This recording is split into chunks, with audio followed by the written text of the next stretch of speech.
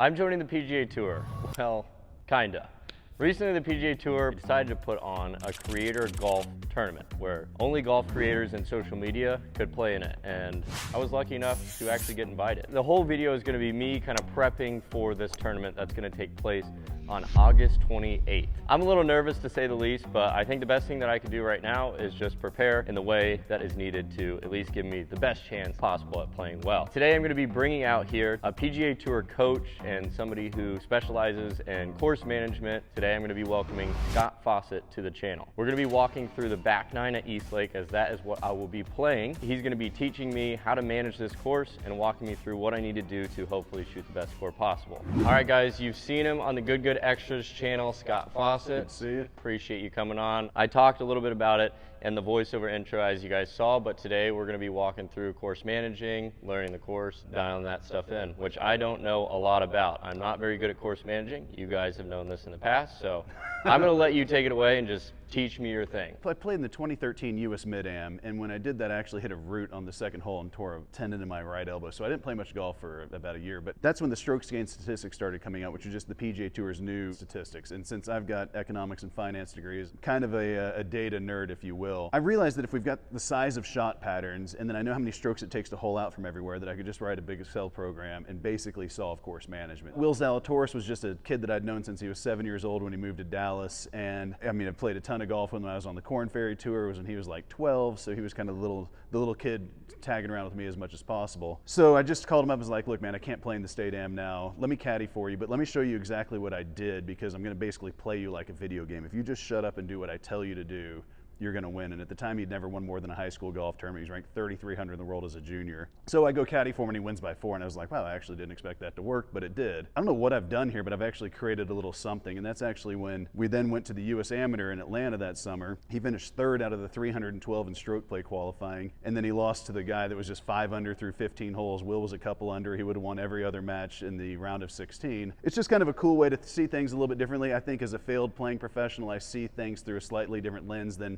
someone who actually was successful and has a lot of, just they think they did something that they actually didn't, but we can just use data now to teach course management in no time whatsoever. Scott and I spent the next 40 minutes talking about everything he's learned through his years of coaching very good amateur and pro golfers, but most notably Will Zalatoris. Scott had a lot of good info that I found very interesting. For example, PGA Tour golfers make only 50% of their 8-foot putts. PGA Tour golfers also average 2.8 strokes from 100 yards in the middle of the fairway. 2.8 strokes was a lot higher than I expected. I've always heard about strokes gained putting, this, that, and the other, but the way he explained it made a lot of sense. He talked to me a lot about Tiger Woods in his prime and Tiger Woods in general, but one of the things that stuck out to me most was Tiger Woods had 5 things that he tracked.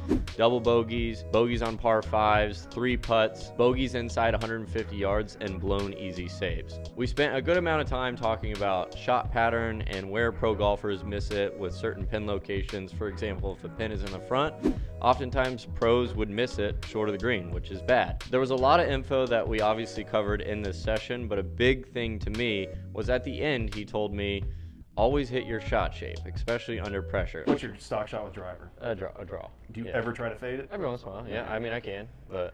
Never again. Okay. And I mean under any circumstance. Okay. If you're a drawer, you're a drawer. Just draw it. And I asked him why, and the biggest thing was, if you're comfortable, for example, with me, if I'm comfortable to hit a draw, when I'm under pressure, the thing that I can most rely on is to hit a draw. And you guys know this about me. Oftentimes, I try and shape the ball certain ways that I don't oftentimes feel comfortable with. Then you get a double cross, snap hook, push right, whatever, you name it. Now, after we covered all this, we decided to talk about Eastlake. So I've heard a lot about Eastlake being, you're not going to really lose a ball per se unless you hit it in the water like on an approach shot or something like that. Sure. Your trouble is going to be, wedged behind a tree or something. That's where you're going to find most of your trouble. Yeah. And the thick rough. So we need to hit the fairway. That's what I'm hearing. Yes, but is there anything you can do? If I told you go hit the fairway, is that very actionable advice? No. No. I'm always trying to give you actionable advice. If the shot pattern on that 18th tee at PGA West is 100 yards wide, Yeah. Is there any way that I can just tell you hit the fairway? Yeah, it's important. Also, just sending it and letting the fairway jump in the way of a few shots is more important than like trying to guide it thinking you're gonna just hit the fairway. And or even dropping back to an iron off the tee. That's every shot from last year's Tour Championship off 10 tee. Okay. The reds are birdies, the blues are pars, the blacks are bogeys. Your miss is more right from the averages, it looks like. We see more bogeys on the left, right? Is that how you look? Is that how you're dissecting it, or how are you deciding? This one right here, if there were something, there's trees on both sides, you'll just want to be aiming at the dead center of this fairway. Okay. And you can see like the longest tee shot is about 326. How far, I mean, like, do you like your 3-wood more than your driver, or your driver more than your 3-wood, or? I think like on the first tee with adrenaline pumping, I'm going to want to hit a driver. Perfect. Hole 10 is, it seems like a scoreable hole.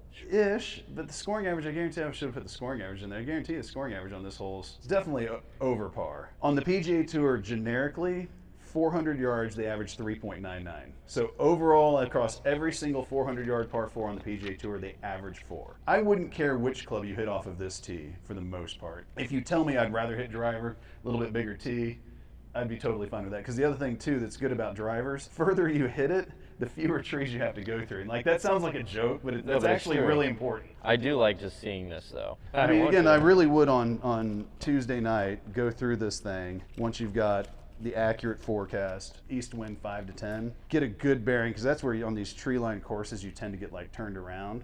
Yeah. And then you start overthinking, and you'll be like, oh, the wind feels like it's shifting here. It's just shifting in the trees. You feel like it's swirling. Yeah, Pick the wind and stick with it. Yeah, I mean, it's not changing. After finishing up talking about East Lake, we decided to head to the course, play 9 holes, and Scott Fawcett caddied for me. We've made it to the course, Old American, hole number 1. The concept of today is normally I just walk up to the tee if it's not a par 3, and I just grab driver, and I don't really think about anything. Scott is gonna be my brain today. He's gonna think for me. He's gonna do that part of it, and then I'm gonna hopefully just listen to him. Listen, I'm sitting back today. I'm co-pilot today. Yeah, so we know that bunker straight through the fairway, probably about 320 to get to. I mean, I assume you can get to it. The real key to course management, especially off the tee, is what's the alternative and what does it accomplish? So someone might be like, well, I can get to that bunker, so I want to drop back to 3-wood. Well, 3-wood can't carry the left bunker, so it's just bringing a different bunker in play. Yeah. And that's literally why actually hitting driver so often is really typically the right play. Like if you're ever in a spot where you're like, can't decide, if you just use defaulting to driver, it's probably not a bad play.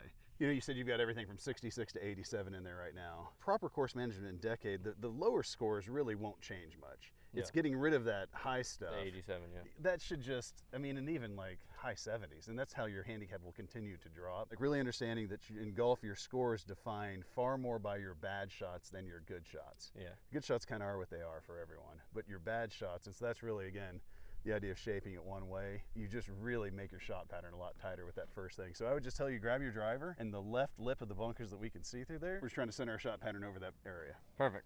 I like it. It's kind of weird how I get free golf balls from Callaway, good golf balls, and somehow, some way, I still find a way to forget golf balls to the golf course sometimes. So if you're wondering why I'm playing a Titleist today, Callaway, don't be mad at me. That's literally all they had in the clubhouse. I'm a dumbass, so not really sure why I forgot golf balls. But hole 1, like Scott said, we got a bunker through the fairway. The goal is to just play my comfortable draw off that. Here we go. What a block. Ugh. Be soft. Be soft. Soft. Okay, that's fine. It's a block, but it was just a block. It wasn't a block cut. Yeah, I like that miss. I mean, I wouldn't even call that a miss. Like that's, we'll get up there and we can even measure it. That looks like it's about 30 yards right of our target. Right. Anything that's within 35 left and right, like I don't even analyze it. I definitely like having Scott here to, I guess, explain that to myself, because if I hit a shot like that, thinking, oh, that was like kind of a bad swing, I missed a little right, and then it's very easy to kind of get in your head and think about that for your future shots. To what Scott said, which I really liked, is he was like, he doesn't even consider that a miss. We're still kind of on the edge of the fairway, maybe in the rough. So good mentality. A lot of golf is mental. A lot of golf is just changing your mentality. So hopefully today we make some progress on that. A lot of this is going to be mentality for me. 173 down off the right. Okay, I'm going to tell you what I'm thinking when I get over this ball, just so then you tell me if this is right. I think this ball, not quite a flyer lie. I think this grass is kind of like thin and dead enough. Maybe going to come out a hair hot because it's winds at our back. It's hard when we're playing a course without pin sheets. We don't know how firm the greens are already. Like we're kind of playing with one arm tied behind our back. But I would be telling you, you're going to draw it. The next tree to the right, that wind should make it finish basically right on the hole. But now let's think, what club do you hit 171? Like what club do you hit 165? It seems really dry out here. 9. Huh? 9. Okay. Yeah. Is that just a stock 9? That's an easier. I would say this is stock probably 173, 170, around there. It's just over 170. And what's your wedge? The thing is, I can hit a pitching wedge 150, or I can hit it 140, or I could probably hit it 160. I could probably get it to 160. And what's like a softer 9? Like, can you hit a 9 that you think is 160? Yeah, I would feel less comfortable doing that. So here's what I'm trying to accomplish. Now if you start thinking, you know what a Venn diagram is? We want to think of your two club selections as a Venn diagram where they're overlapping long and short of each other. Like a wedge, I think that the best wedge you could hit would get to pin high. Okay. So that circle is to the pin and short of it, whereas the 9-iron is over it. I don't want you to swing softer, just a little shorter. So actually Zalatoris and I, we had this shot that we called a 3/4 ripper. Okay. So I want you to take like a 3/4 shot, but then keep the speed up and hit that shape that we just talked about. Okay. Let's cross our fingers here. Yeah, this is where it's hard, man. I mean, again. You don't know my game, so I understand. Yeah, I mean. I understand. And also, we don't know how hard these greens yeah. are. So let's just try and hit the shot that we want. Let's try and aim right and work it in there, and just hopefully it works. But commit. Now, get rid of the word hopefully. And it's going to work. Just went straight on me. I don't mind this miss, though. No. Should bounce left. That's all right. Didn't draw. I like that 3/4 ripper, though. 3/4 ripper. I don't care how many people tell me, hey, just give me a 3/4 swing. I hate taking off of a swing. Well, exactly, because you tend to just baby it and decel. Exactly. I can make you a better view of this, but this is what I'm talking about. Your pitching wedge circle, and that's your 9-iron. So to me, that one's on the short end of your 9-iron. Also, it didn't land on the green, so it just stopped. Yeah. If that ball lands on the green, I do believe these are going to be firmish. I mean, obviously, that was the club. I think we had the right idea. Yeah. That was just player execution. This is a good shot to start off with, because sometimes I struggle with knowing when to go high and when to go low. And this right here is kind of an example, in my opinion. Into the grain, up the hill, do we want to land it into the slope? It's personal preference. What do you think? I mean, again, we're just guessing right now on if it's going to be firm or not. I'd be landing it right here, but I'm not really thinking high. I'm just thinking a pitch to here. Okay, I like that. Just your 60 degree and just pitch it up there. Yeah. Yeah. Okay. Just about like that. Perfect. Today is more for me, it's about learning. I would normally just say, hey, we're picking this up, but today I'm not going to, because in the tournament, these are not good, and this actually has some movement to it. I'm reading this just nice pace, foot past the hole, left edge, maybe inside the hole. Inside the hole, yeah. Inside the hole at this close, but it is going to move with the grain. Just, we'll call whole ball in. Okay. Kind of pulled it a hair. I mean, a putt that short, that's not going to move much. You're not overthinking it. No. Yeah. Well, and it's not even that I'm not overthinking it, but like it cannot be outside the hole. Yeah, ever. Yeah, I mean, the problem, like what you're thinking about here of going low with the grain laying into you really is like razor blades. Like it could do anything from here. I'm just going to, I would have used a different club if I wanted to go low, but sure. I'll close it down.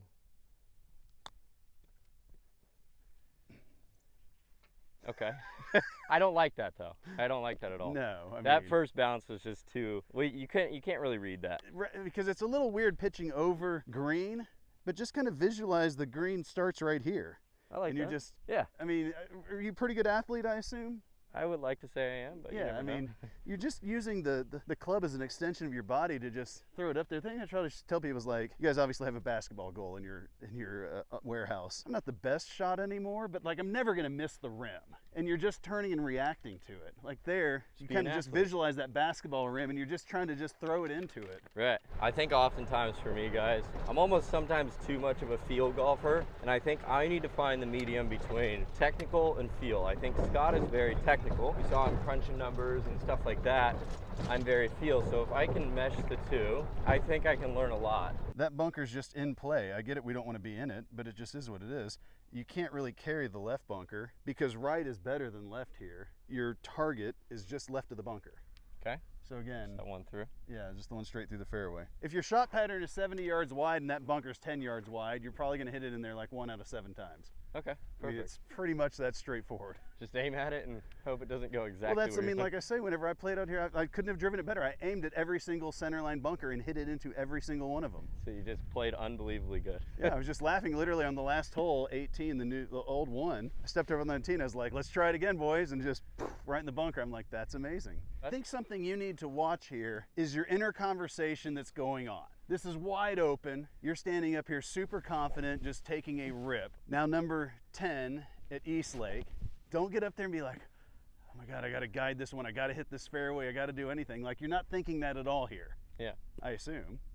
Yeah. You know your target, you're taking a rip at it. At East Lake, I want you to get up on the first hole, take 2 deep breaths, pick your target, and rip at it. Just literally, I want you to pretend you're on this tee box. Pick your target, rip at it, guys. Nothing else to worry about. Little pull. Miss the bunkers, get lucky. That's fine. That plays, I guess. I mean, you get in there and tell me what you think about it. I hit hybrid out of the bunker often. I'm just saying, is that lip too high at all or anything? Shouldn't be. If I catch it right, it shouldn't be. No ifs? Yeah, no hopes? Like, this is the minutia to clean up. I mean, Yeah. and again, I know like I'm going to be on your ass about this the whole day. I like it. But it really is that little language. I played in the 99 US Open, and back then I hated playing with caddies, and I've kind of thought in hindsight it's because I didn't want to have to tell another person what I was going to do because I knew I wasn't going to do it. Yeah. Even though I'd won a few times on the Hooters Tour, like I was good. There's just too much I hope. This is what I'm going to try. This is what I'm going to do. It's the idea of like the sniper mentality, aim small, miss small. Yeah. It's aim small and just trust your shot pattern is what it is. Just Who let it cares? happen. Just let it happen. So, I mean, this whole, anything in the short left area is going to have a good shot coming up the green. I mean, again, this is the idea of missing in the right spot. Like, there isn't a right spot to intentionally miss this to. You just aim right at the flag and see what happens. I like that. Part of understanding the math and the strategy is just also being able to sometimes say, there's just not a good outcome here. Like, there's not a good decision. You And just I would have say, to hit the ball well. well, and I would say that dogleg right par 5, is it like 6 here? Whatever it is coming up? Yeah, that's a There's weird just, one. I don't know what to do on that hole. And that's okay. Like, you pick your target still and you send it. Oh. That was a bad swing. Terrible golf swing. Again, I read this book back when I was starting golf, guys, where it was golf is not a game of perfect. I just always remember hearing, and even my first golf coach told me, talked about like stories with Ben Hogan and stuff, where instead of picking out a tree, Ben Hogan would literally pick out a leaf on a tree and he would aim at that. And he would be so precise prior to hitting the ball that his misses were just less than most people. So I flared that one out, just a bad swing, but it's okay. everything's kind of running away from you. It's a narrow green from here, 51. What's one of the Tiger fives? No bogeys on par fives. No bogeys on par fives. This right here is a spot where your first and foremost goal, like it's a reachable par 5, sure, but it really hasn't worked out yet. First goal is do not make bogey here. And again, like that's not really actionable advice, but like I don't want you trying to get too cute with this. Just if you've got a nice 47-yard shot that you can hit just a few feet left of the pin is our ultimate goal, because we're trying to remove that bunker just a little bit more. So just like 6 feet left of the pin, 47-yard carry. The mentality has switched from we're making birdie here to let's play smart. Yeah, it didn't work out on the second shot, really. Yeah. Like if you had smothered it the same amount, we'd be over there and pitching straight. So if you'd hit just as bad of a shot, but left, Yeah. we would have a perfect angle coming up the flag. Didn't work out. Yeah. So really, I mean, this is a hard shot. Like, Yeah, no, it is. This is a hard shot. There's no way around it. Also, this golf ball spins more, and that's my fault. I should have brought my own.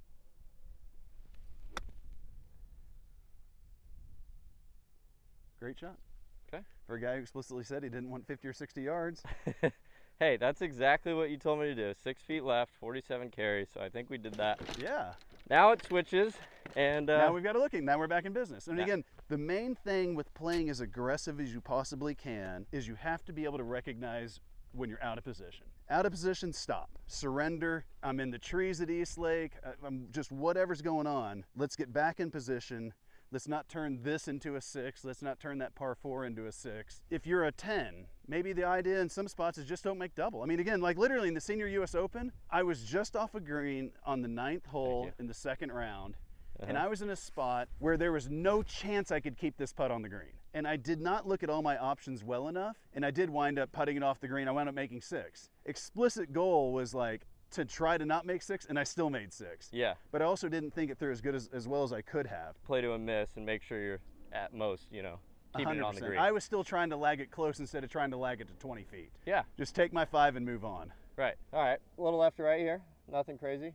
Grain's moving right. Slope's not moving right. So it's pretty straight. I won't say anything about green reading because I'm old and my eyes suck now. Okay. All right. Easy peasy. There It was we a go. great up and down there. Thanks. What we did by going left is we opened up just more of this for a miss and a little bit more, you've got a little bit more depth of the green to work with. That will happen.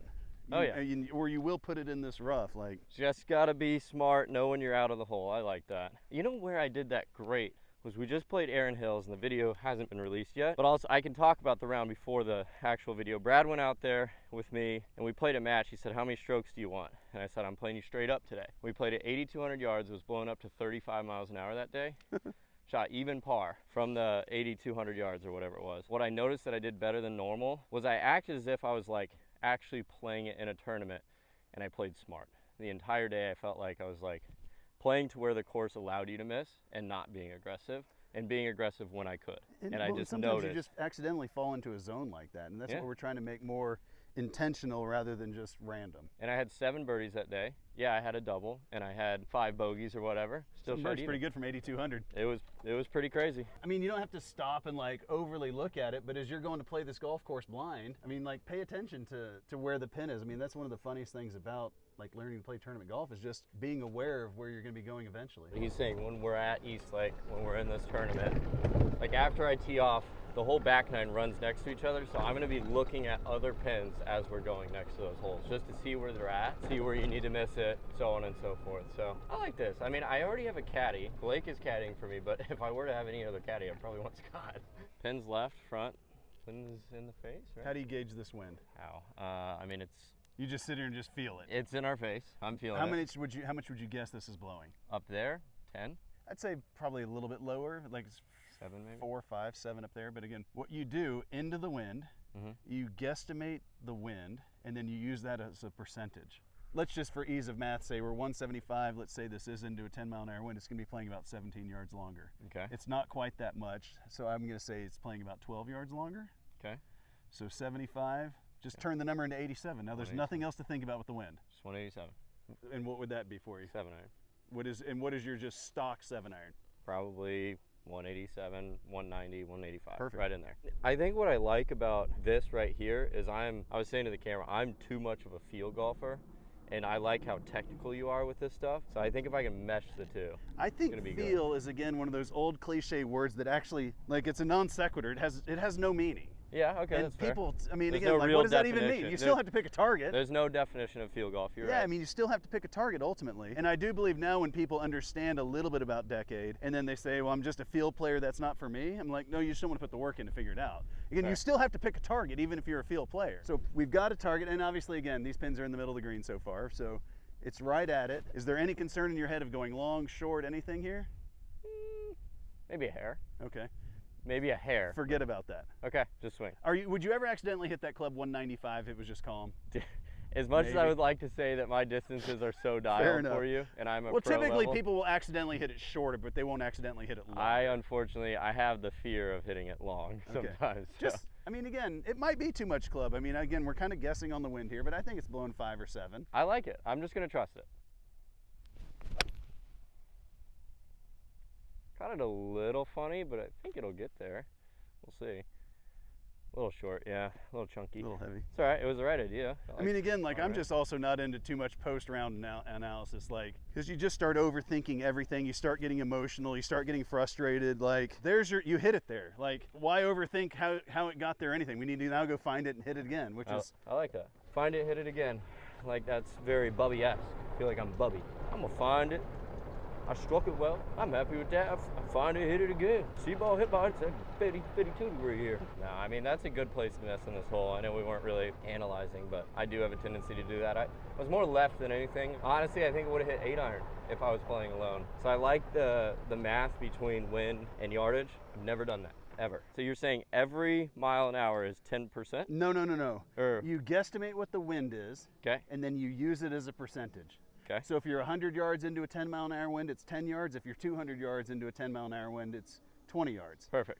And so it's easiest to just do the math on 10, and if you think it's 5, you cut it in half. If you think it's 20, just double it. So if it was 7, This one here, you're 7. going to do a little lower shot, I assume? I'm gonna It's a go little- lower. I see my spot right in here, just a chip. Yep. Nothing crazy. Should funnel right at the pin, a hair, nothing, maybe move a little left at the beginning. Overall pretty straight. This is where I definitely try and not overthink anything around the greens. I see my spot and I'm just gonna This is trust good. it. You're being an athlete by nature. Yeah, just see my spot and hit it at the spot and hope it goes where I want it. A little hard. Good shot. You just carried it about 5 feet past. Now, did you watch the ball rolling by? I did. Okay. Yeah. What'd it do? It was going a hair this way, right? I didn't watch it the whole way, but I think this one's pretty straight. I don't think we're doing much here because the grain. Just on the left lip, you think of anything that's going right? Believe it or not, I don't think it's moving anything. Okay. Perfect. Because the grain's pushing left for us here. Yep. Very nice. Here we go.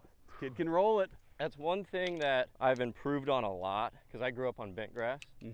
But we've been down here the last 4.5 years, so my ability to read greens has definitely improved for Bermuda. I grew up at Glen Eagles. I don't know how much you've played there, but it's crazy. Back in the day, it was just good, flat, bent. Ah. And so I didn't learn how to read Bermuda. I suck at reading greens because I never had to read greens going up. Bent is by far the best. I grew up on bent grass greens, and for those of you that don't know, bent is like not super heavy on grain, but if you come out here to Texas or Florida, you're going to be on Bermuda greens, and the grain almost every time outweighs the slope, almost, unless it's very aggressive. The thing that I would tell you about the last hole, I really want you to start thinking of the two Venn diagrams of the two clubs you're considering. Again, I just highly doubt, well, maybe you would hit 7-iron long there sometimes, but I really doubt you're ever hitting 8-iron 5 yards past it. And so if I would just get it to pin high if I cranked it. So that means your circle, again, this is what's hard, is like that, maybe that means that it actually is the perfect club. I mean, it could be just the absolute perfect club if you catch it perfectly.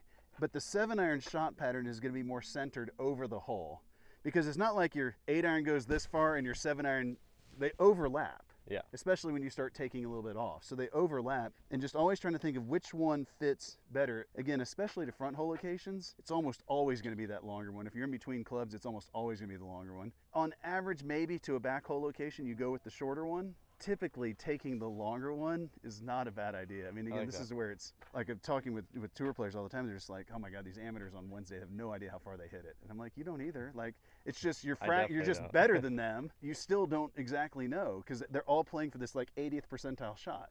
Yeah. And that's not your average. Right. I mean, that's the hard part, is like you have to be willing to go long. Especially with a front pin like that. I mean, especially the front pin. I like driver here. I think if it's not into the wind, like I can take it almost as left as I want and take some trouble out, but maybe not today into this wind. So it's 300 to carry that middle bunker, but it's normally like downwind 15, just maybe at the left edge of the middle bunker with the hair draw. I like that. I would say finishing on the left edge of that bunker. This is a hole where I feel like I need driver on this hole. But now just really visualize your start line, your finishing line. Pretend you're on the driving range or you're back on 2. I think just 2 is just such a wide open hole. It's easy. This one gets a little dicey down there. Like you're on the range, you've now picked your target. There's nothing else to think about. Okay. I felt so good over that, Scott. I can't lie.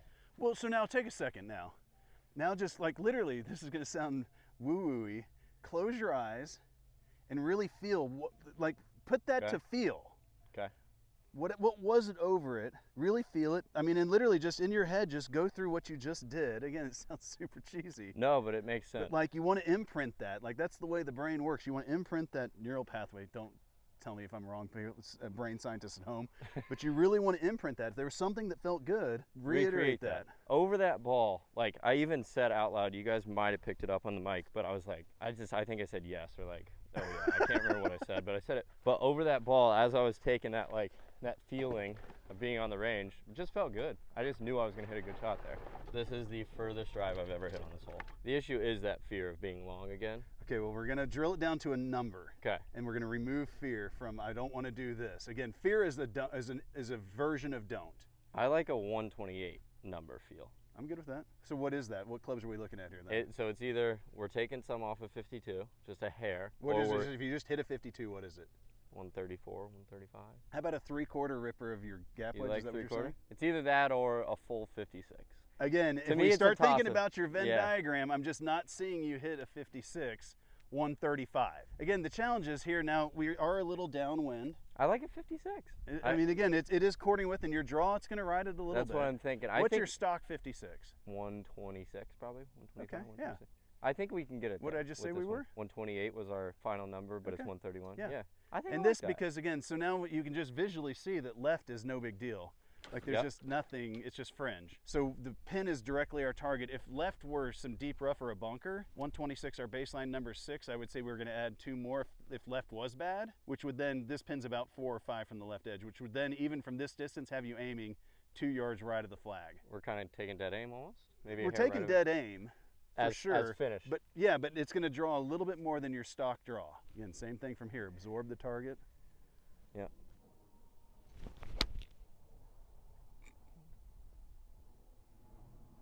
Number? Good shot. Don't hate that. A little short, but we got a putt. Now just quickly, grab the other club and just do the 3/4 ripper. I like that.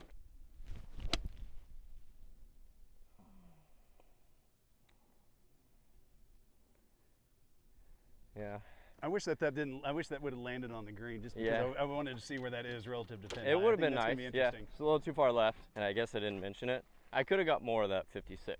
And I could tell from your follow through. Was there fear of it going long on you? Yeah, so that was not a fully committed 56. I mean, again, I just saw your follow through was way too short. I'm like, you definitely didn't hit that full. No. That thing that you just picked up there, I guarantee you that landed right here. And it's not bad at all. It's an easy up and down. But that's a directional problem. That's not a distance problem. Not at all. I'm saying distance-wise, you didn't hit that. You just didn't hit it full. If you hit that full, it's at best pin high. The 52 was most definitely the play. More than anything, it was just directionally too far left. Yeah. And it's still fine. Like we said, left is a miss. Really landed and took a pretty hard kick left. But I'm just saying distance-wise, the line I'm not worried about. If you hit that thing perfect, it's pin high. Your Venn diagram is anywhere from pin high to the front edge of the green. On approach shots, I guess there's not really a way to balance the two, but step 1 is distance control. Well, direction just is what it is. Exactly. And at least from what I know, like if you're 20 feet right of the pin and you're pin high, it's a difference from being 20 feet from the hole versus 35 feet if you're long or short.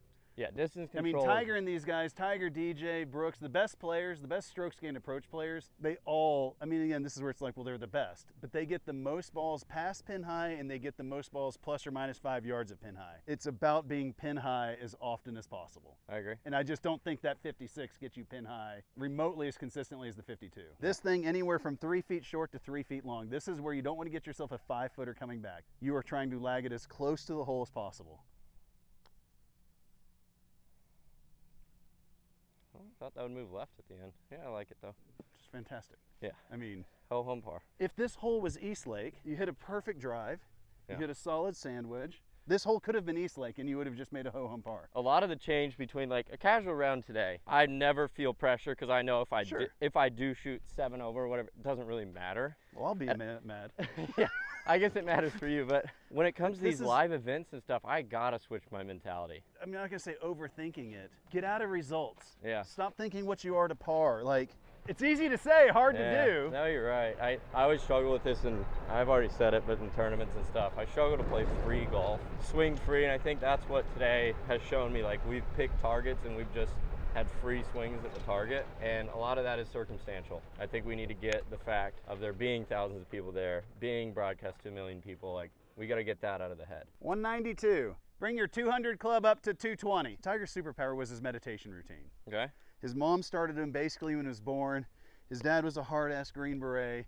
It was like the perfect yin and yang parents. Dad just on him. Mom, here's now how we calm that down. I hate social media, but if there's any one good thing that's come from it, it's just that there's far more information out there to the general public about meditation. Here we are, 192. Let's just do the 10-mile-an-hour math. It was 19, so we're at 210, 211. I like a 5-iron. My 6 is probably the What's your 200. number for normally 5? That.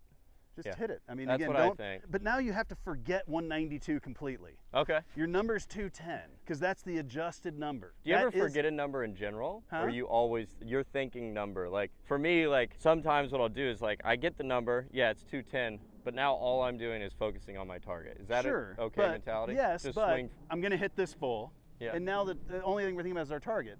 And so this one, again, because of where the pin is, I would say you want to go just 2 yards right of it. That makes the carry a little bit longer, but we don't want to be over there left. I like that. So 2 yards right of it, hit it full.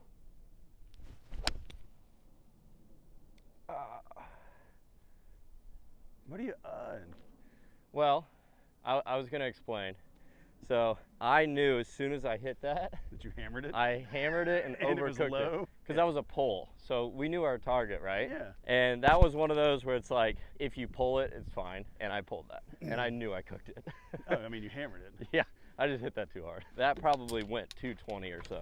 But also, you just never know, I mean, how much the wind laid down. It's not blowing 10 here right Yeah, you're right. I know you guys are the same way. Like, if you hit a shot, you can instantly tell if it's going to be good or not, or at least you would like to think you can. But I don't know, a little up and down, hopefully from there. It's not the easiest of shots, but it's not dead. Our shot that we didn't really want was being right, so I like our miss there. So you were 187 to the front. From 190, our baseline number is 10. So 207, this is, like in a perfect shot, this is where I would want you to be. And 5-iron should be there with that wind. I just hit it too hard. Well, yeah, but I mean, pulls for a right-handed player go long. Your shot pattern tilts long left to short right because your pulls go further and your flares go shorter. I mean, that's exactly where that shot should be. That doesn't make that the wrong club. Not at all. I agree with you. I know it was the right club.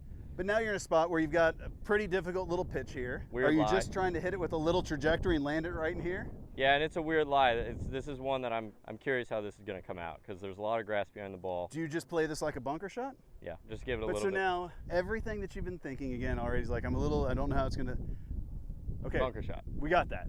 It's a bunker shot. I mean, again, standing over it and saying, I don't know how it's gonna come out. It's not the best mentality. No, but so we've made a decision. We're Yeah. gonna play it like a bunker shot. We're not gonna get overly cute and dump it. I like it. Oh my gosh. I love this mentality, Scott. I love it. I always struggle with those guys. Y'all probably see me countless times just dump them short of the green, fly them long. But that was cool. Like over the ball, I legit just said bunker shot. Vast majority of outlier shots, and I mean this, come from trying to work it too much and double crossing it, or just not being committed to what you're trying to do. From personal experience, from working with players I work with, firmly believe that those are really the two culprits of outlier shots. We can control both those. Don't try to work it too much and be committed. Yeah. Well done. There we go. That was probably one of the harder holes out here too, so that feels nice to have a little pole swing. It's still a get very hard nice hole up and because down. this green sits short left to long right, which works against your shot pattern. Yeah. It's the same thing as number 12 at Augusta. Tilts short left to long right. Yeah. Right-handed players, that doesn't match your shot pattern. I mean, because This is a hard right-hander hole. this is the only hole that I just get up to and I'm like, what the hell am I supposed to do? Okay, exactly. But now, this is a photo of Earth. It I can't like- be wrong. Yeah. That bunker is that bunker that we see right there. Oh, excuse me, that bunker. That is 70 yards wide and 300 yards from us. So I can even shift this another 15 yards right, especially now that I see you really do carry it over 300. That bunker is your target. Mm-hmm. That gives us plenty of room. It gives us room left if we run out and we pull it. So now I want you to do just what you did 2 holes ago. Don't think about how dumb this hole is. Don't think about we don't know what's out there. We know exactly what's out there. We just looked at it in a picture. Get that feeling like you just had of yes. Just feel confident. Send it. I like that. All right. I think that could be really good, actually, Yeah. because I hammered that one. I know it's right of our But place, again, it's 30 yards right of our target. I think that's really good, though. I mean, it might be. I hit that as good as I could have, so we'll see. This hole's a confusing one because it's a par 5, technically the easiest hole in the course, but on that line that Scott had, if we really cooked one with how hard these fairways are, it could run out into some stuff left. Realistically, probably wouldn't, but it could. Where I just hit that, though, I'm pretty sure is about as money as you can be, but we'll see. My dad used to always tell me I practice too fast, and I just never was like, well, the more balls I hit, the harder I'm working. Yeah. It is definitely not about working harder, it's about working smarter. So even on the range when you do one, take 2 seconds and just Remember it, yeah. stand there and feel it and what actually went on. Because again, it's about as good as you're gonna. Yeah. It's fantastic. I About 360 down the middle. Yeah, do that. I can barely laser that little hill long at 162. This is our overlap. What was your pitching wedge you told me a couple holes ago? The pitching wedge is definitely the most variable club in my bag, probably. Downwind helps less than into the wind hurts. So even if we call this 7 miles an hour, it's really 3.5%. It's a couple yards. I would tell you just take the pitching wedge and do the 3/4 ripper. Downwind also helps straighten out your shot, which is a good thing for us Left here because shot, yeah. left is dead. I would tell you just about a flag stick right of the hole. See that little, like, looks like a piece of grass or something on the green? Just between there and the flag. Yeah, I see that. A little flare. It's a fine spot to miss. It's What's definitely that? I just flared it. It's a number though. I thought you said mind something miss. No. Oh, I mean, okay. it's not a bad spot to miss, what I said, but. But was there any don't go left in your brain at all? No, I actually did. I felt pretty solid over that. Okay. It just didn't draw. Bad shots happen. Yeah, It's fine. It's all right. Honestly, over the ball, I felt solid about that. I like the new 3/4 ripper thing. Whenever I try and swing easy, guys, I'll take a full swing and then I'll try and ease up at it, and I just can't do it. I really can't do it. This one landed probably about pin high and just bounced long, so it's fine. Getting up here now, like that's closer to the back of the green than I thought. Again, this is the challenge of not having a pin sheet. Yeah. I was lasering something that was clearly more like 5 yards past the green. So our baseline number's 8, meaning we want to be hitting it 8 yards from any edge of the green. So because of the length of the shot, Oh yeah. this would be your ultimate number, and long is dead. Yeah. So I would count that as 2 or 3 more yards. Remember how I told you at the warehouse, add 2 more yards to the baselines because the rough, like that's dead. Yeah, totally. So even going, So then we're looking so below the now hole. we're 152. If I take this math back, 147, that's the only number I should have given you. Like if I had a pin sheet and Yeah, everything. but you also didn't know because we. Well, but yeah. I'm saying if we had a pin sheet and everything, that would have been the only number I would have given you. And I would have been saying maybe we've got 5 yards of wind, so now we're 142. Yeah. So Now are you starting to think gap wedge? Yeah, totally. And it would have been just a nice full gap wedge. Yeah. Probably. Are we in a great spot? No. No. I get it. We just had a pitching wedge into a par 5. You're not in a good spot. We don't want to get too cute and Also leave it in this rough. Really weird lie. Got a really weird It's little downhill hard, lie but it's hard pans. near Feel the that? cart. Sitting down hard pan. So I think it's gonna jump out of this. I mean, I want you to try to land this thing about 6 feet on the green, have about 12 feet coming back. I like that. If Yeah. you happen to go under it, it might land in the fringe and go to 3 feet. If you happen to hit it too hard, it'll probably catch in the long fringe. Okay. Yeah. It's fine. Fine. Yeah. But based on that, now you see, even if you'd landed that thing 1 foot on the green, It would still it was be going gone. to 12 feet. It might even be almost the same. No bogeys on par 5s, no 2 chips. If I bring that rough into play, literally anything can happen. I watched the ball on the way by. It was fairly straight. Slope's actually pushing it right, but it should hold its line. Just hit the ball, Garrett. It's in the No, heart. it's perfect. Yeah. It's Sorry. perfect. No, but I mean, how far were you there? 30 feet? Yeah. You should take that putt every single time you hit it. Again, I'm intentionally hammering you. First of all, I literally said, I think this is going right into there. It's like, you're saying left, I'm like, I'd have been playing that a foot outside the left. Really? Oh yeah, I mean, I'm just awful. It's just, these greens are tricky, but Now this is the point in saying, not saying, oh, Garrett hit it, is okay, you just left a 30-footer, a 1.5 foot short, tapped in. yeah. But if you do that like on the next hole, same thing, now you're 20 feet, maybe you leave it a foot short. Now you get up on the next hole and you got a 15-footer, you're like, don't leave this one short, jam it 4 feet by. Yeah. Change the mentality. That That was was a 2-putt 99% of the time anyway. Do you know the tour from 30 feet or not by heart? That right there would be exactly where they average 2 putts to hole out. I mean, 30 feet, 32 feet is where they average 2 putts to hole out. And the best players from outside 25 feet get 75% of their first putts within 10% of the length of the putt. So let's say Okay. you were 30 feet there, they're going to get 3/4 of their putts within 3 feet, but that's long and short. Gotcha. I mean, again, Just a little. you just have to be comfortable leaving putts short. I definitely always beat myself up over leaving putts short, but it makes sense. I mean, 2 putts to 2 putt, doesn't matter how you get there. I mean, unfortunately, just didn't hit it hard enough. But still 1 under par. As much as that was an opportunity after the tee shot, I'm happy with it. And to be fair, I think I kind of escaped one almost. Getting out of there with a par is totally fine after where we were hitting that chip shot. So onto a par 3. This is 216 yards, probably playing a lot more today. I think we got to go further back even, Scott. If there's any one thing I would tell you, again, getting out of judging every shot, definitely don't judge putts that are left short. If you're inside 10 feet, I wouldn't leave any short. Outside 15 feet, dude, the best putters simply do not get every putt to the hole. Yeah. 222. 5 and 4, but based off that last par 3, we want 4 probably. Let's just say the wind is definitely not 10. What Let's is your say, 4? Let's say the wind's 5, probably, maybe 7. It's not 10 miles an Yeah, hour. no, I it's don't not think. 10. I would say like I could hit 5 iron as good as possible. I don't think I'm ever getting it to the hole, not to that pin location. Yeah. I can definitely get 5 to the middle of the green. I think it comes down to how aggressive are we want to be here. 'Cause You can't ever say like, well, I'd rather be here than there. Like 4, you definitely can probably hit it long. Yeah. I have no doubt about that. But that by definition means that there's 5 irons that won't get to the green. definitely not. There's no way to completely remove all problems, I fortunately. say And right at it. I want to go right at this. Yeah. Yeah, with this Wind's pin a little bit off the left, so it should straighten out your draw. Yeah, 4-iron it Commit. is. Commit, yep. I actually felt great over that. I'm not mad at that. That felt like such a good shot. Just hung up in the wind a little bit on you. Yeah. No, I'm very happy with the mental behind that swing. She felt super solid over it. This course is definitely one of the harder courses, I would say, in Texas.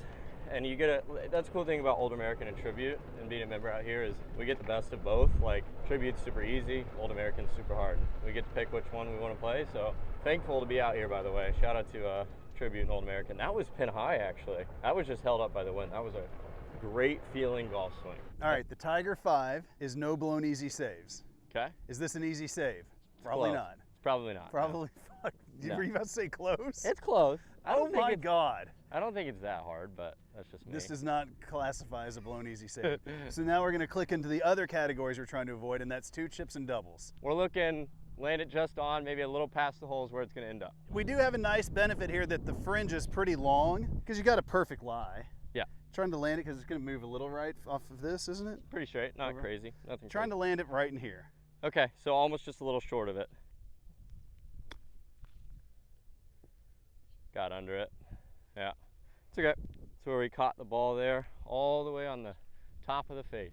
Well, and that's where if you're actually trying to land it a few feet on the green, you know, I might have given you too aggressive of a line there. Well, I mean, that's exactly where I thought you'd catch it. With that lie. Which that's the one that if you just accidentally top groove it 3 feet onto the green. All right, guys. Down the hill, fairly straight. Looks like it should be moving right, but it's not going to. Yeah, it did go left. That's wild. That is what I said. If anything, it'll go left. Smile and move on, I guess. This course has a 76 course rating. Like, what would you tell me your scoring average is earlier? 74. And Yeah. it's normally not on a course this hard. No. Okay, so what I will say I is mean, the you play a scoring lot of average. great courses. The scoring average got bumped up because we played Hazeltine blowing up to 30, and we played Whistling. Both of them tipped out, Whistling blowing up to like 25. Those were the 2 ones that did it. Okay, so 73 and a half, 70, I mean, Yeah. you're playing a solid round of golf right here with not Totally. really hitting that great of shots. I'm playing better than expected, yes. You're scoring well. Absolutely. It's working, clearly. I hope you guys are also like happy I'm doing this because I'm happy I'm doing this. I've been doing YouTube golf for freaking 8 years and I've never really dialed or tried to dial in course management. And you guys probably know. It's been rough and I'm glad that we're doing this. Just as committed on this as you would on a par 3. Felt Same great. club, if you hit that shot here, you're gonna be in the right rough on some sort of a weird lie. Yeah. It is possible to hit that bad of a shot. I don't know a better way of saying it. Yeah. So what is your actual ending point here? That little dead tree in the middle? End point, yeah. Start point is like, got a couple trees and you got that little Tall one? spike one. Little spiky one, just right of it. Yeah. Start at the spiky, turn to the... Yeah, turn, a little turn, because the slope hole's a kick it left, so. But again, what's your stock shot? Turn. Draw. Yeah, draw. So don't little turn, just hit your stock shot. I mean, I don't want you little turning thinking it, like don't turn it too much. Like little turn is not what you would normally be thinking over a shot, is it? No, just Stock shot after stock shot. Starting it at that thing, turning it left. We got 30 yards left of that dead tree. Perfect, just right there. Perfect. Yeah, should be fine. Hair right, but Should be fine. should be fairway, maybe just on the rough. Good swing. Cart path actually. only, it's close to the cart path. Yeah, meant less of a draw today, but I really like the way the swing feels. So I think if we can swing it like this at East Lake, we're good. But it's all going to come down to the pressure. It's just a different beast when you have that many people watching. Yeah, man. I know why you said a little less turn, but it's a don't. And again, that's why I say any iteration of the word don't, because when you say a little less turn, it's because you're thinking don't go left. Okay, yeah. that's Everything true. runs out that way, and I'm like, yeah, it does, and that's kind of why we chose the target where we did. It was a little bit right of center of the fairway. Going right, I mean, Oh. it's better than left, but it's not by much. Still not great, yeah. Yeah, you're a side hill lie, you can't stop a ball. Side hill, downhill, Yeah. call it 5 miles an hour, so like 2 yards of help, I'd basically say don't even worry about it. 107 is the 60. I can easily hit it. 112. I'm confident in this one. Okay. I am. Perfect. Yeah, I like the 60. Okay. Do you Fantastic. like it? I have no idea. Okay. I'd be hitting a gap wedge, I'm so old. I'll do the 60.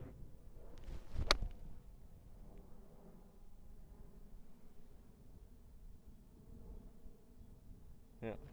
It's so far.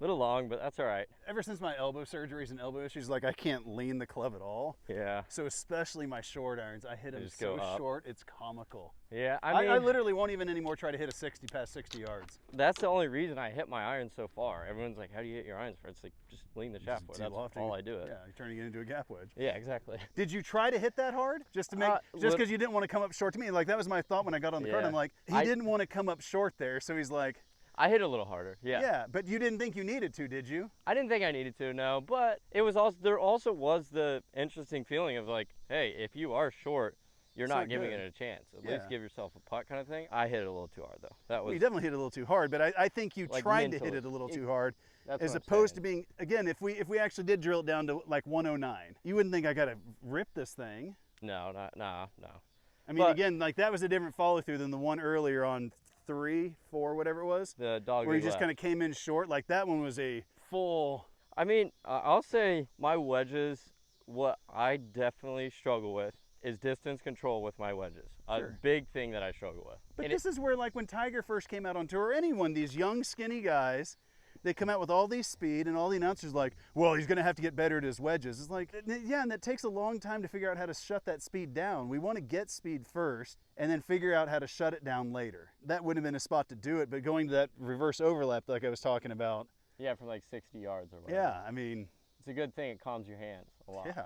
I'm curious because, again, this is what I want to see. How do you view this putt? I need to look at this for a second. Normally, I don't take long, but today... The putt just needs to be trickling right here, doesn't it? That's exactly what I got. The hardest part, and this is a great one too, your eyes triangulate. Like that's why we're not cyclopses. Your eyes triangulate. So when you're here, you're looking at like a 35-foot putt. And so your brain is seeing 35 feet, but it's not seeing 15. Yeah, all we need is and so to see it to this is another huge one I did with Zalatoris that first year because he was such a bad putter. I would basically say, I want you to pretend this putt is straight and flat. I want you to putt it as though it's a flat putt to here. Yeah. So yes, look at the hole, get yourself oriented, but then I want you to take your last look and putt aggressively to right here and just trust it'll trundle out. I like that. Is finding this intermediate spot. I love intermediate target. I mean, I literally write the word intermediate on my golf ball. I love that. That's how I line up my ball when I'm putting. Yeah. So I don't forget that.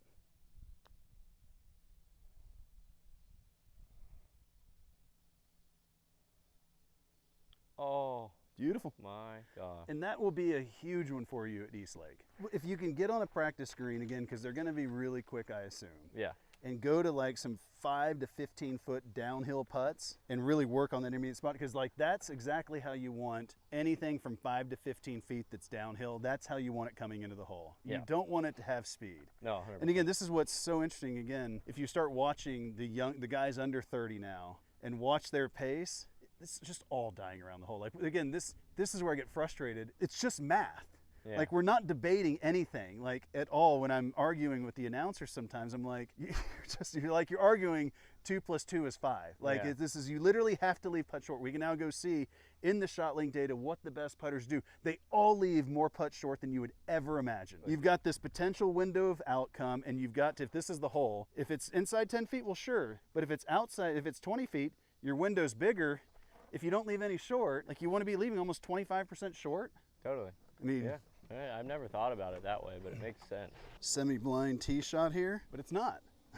Yeah. I mean, we got satellite. Blind. This is where it's interesting. Is the further right, it's not like you go less through the fairway the further right you go. I mean, you're probably gonna go through the fairway if you hammer it. Yeah. I mean, just basically just right of the tree, pretty much. Yeah, I like that. Right edge of the tree, so you come down line. What's bunker carry there? 300's the longest porch there is. On that left bunker? Uh-huh. On the right side? Just on, yeah. So we want to I'm going to almost hug the cart path-ish with a draw, because... But the wind's in and off the left a little bit. Okay. It's going to hold that up. And again, because my point with hugging the cart path is if you flare it, I mean, we've already seen you can push it 30 yards. Yeah, true. If you hit that shot on one, unfortunately, and you're aiming it there, you will be in trouble. So if you hit the shot again... Okay.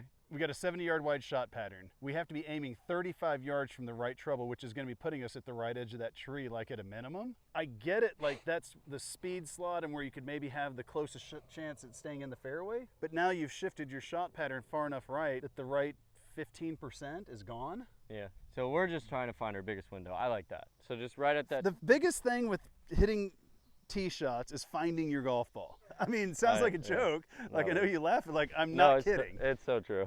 If you aim as far right as you were talking and you leave it out at all, you're not finding it. No, I agree. So now dig deep, find that 4-tee feel, that 5, that's the par 5-6 feel. Really feel that. Yeah.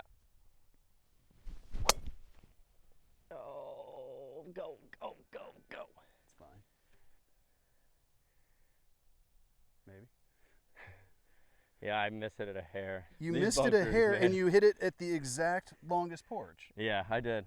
I pulled it and missed it a hair, and it went basically the small, like that gap was 4 yards, 7 yard gap. So you hit it into a 5-yard window, the only spot you can't hit it. But again, I Unlucky. wouldn't say you pulled it. No, yeah. You hit it 15 yards left of our target. Target, yeah. That's not a pull, that's just a golf shot. That's just unlucky, It's actually a great shot. It's unlucky that you hit it on this hole. Yeah, that is so unlucky, guys. You pull it a little bit more, you're perfect. You push it a hair more, you're perfect. So it's just one of those shots. Let's just try. I would like to just make a par, shoot even today on 9 holes. If I can do that, I'll be happy. I'll be happy with that. I'm curious as to what you have to say on this one. If I told you 140, you see that little dead spot in the tree that's about 15 feet right of the pin? There's like... Yep, that thing hanging down, yeah. Yeah, I mean, if I just told you 140 at that, would you be hitting a gap wedge or a pitching wedge? If it was a 140 number, pitching wedge out of here, yeah.